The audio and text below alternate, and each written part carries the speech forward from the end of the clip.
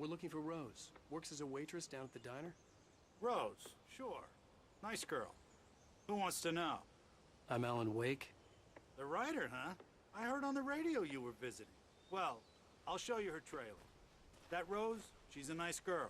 Always pays her rent on time. As I was saying, Al, I found all sorts of weird stuff from the local newspaper's archives. This place is crazy. Disappearances, mysterious deaths, urban legends come true, and get this, most of this stuff takes place around Cauldron Lake. Well, you ain't wrong, mister. The Indians thought the lake was a doorway to the underworld.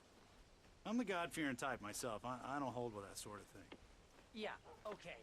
Anyway, there was an island there owned by a guy called Thomas Zane.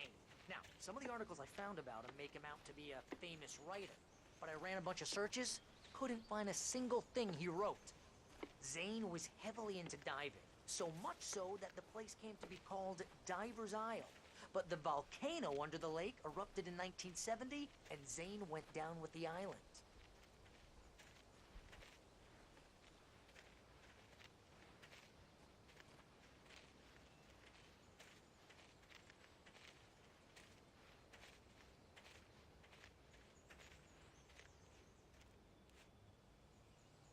It gets better.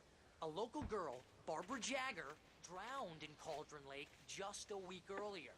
They were lovers. Sure, Jagger's a local spook story. The Scratching Hag. Comes for you in the dark.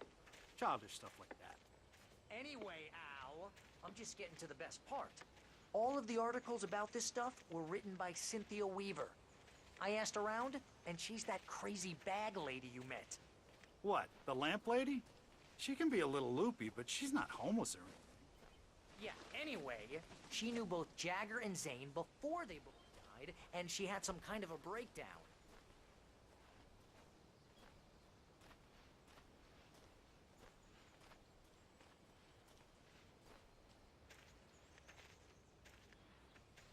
This here's Rose's trailer.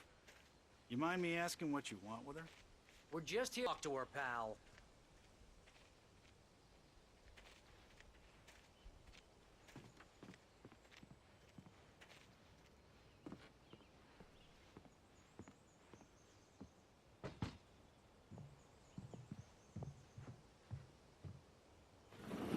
Welcome to... Oh dear, Mr. Wake. I'm so glad you're here. Rose, you have my manuscript? Oh. Oh yes. Yes. Please, come in. Hey, this is really good. Rose, Yes, my manuscript. I really need it. I understand. I know what you need. A muse to inspire you. Oh, for Barry? She doesn't have anything. Yeah, hey, Al? Al, what's... Oh... Barry! What? What?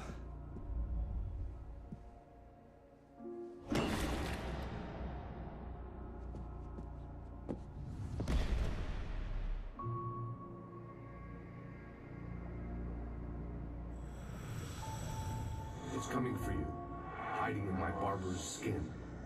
I'm too weak to stop it. You must turn the lights on. I promised I'd come visit you and your lovely wife. You must finish what you started. I insist. You must turn the lights on. Turn the light on. Back to work, boy.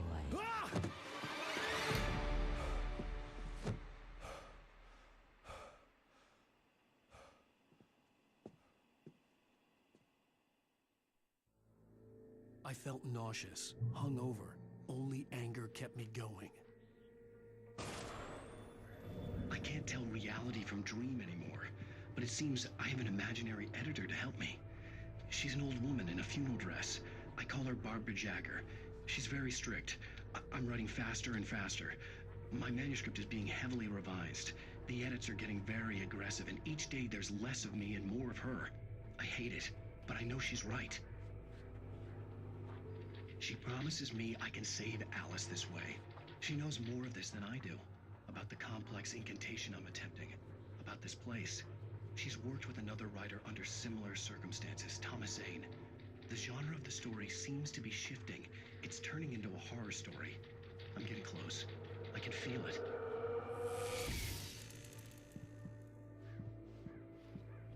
Rose took a day from me. I had less than 12 hours left to meet the kidnapper. All I could do was get Barry into the car, work something out once I got on the road. Welcome to the Oh Dear Diner. What can I get you today? Coffee? I couldn't work up much hate for Rose. Something had used her to get to me and left its mark. First refill is free. Milk and sugar on the counter there. Would you like to hear today's specials? Thank you. A nice day. Come back soon.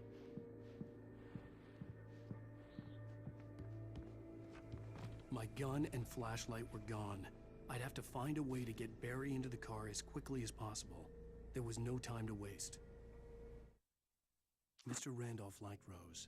That little smile she had. How she was still sweet when life had tried so hard to make her bitter. It wasn't any of his business what she did in her trailer. But those strangers, the writer and his smart-ass sidekick, looked like trouble. And they'd been in there for hours, way past her normal bedtime. He reached for the phone and called the sheriff's station.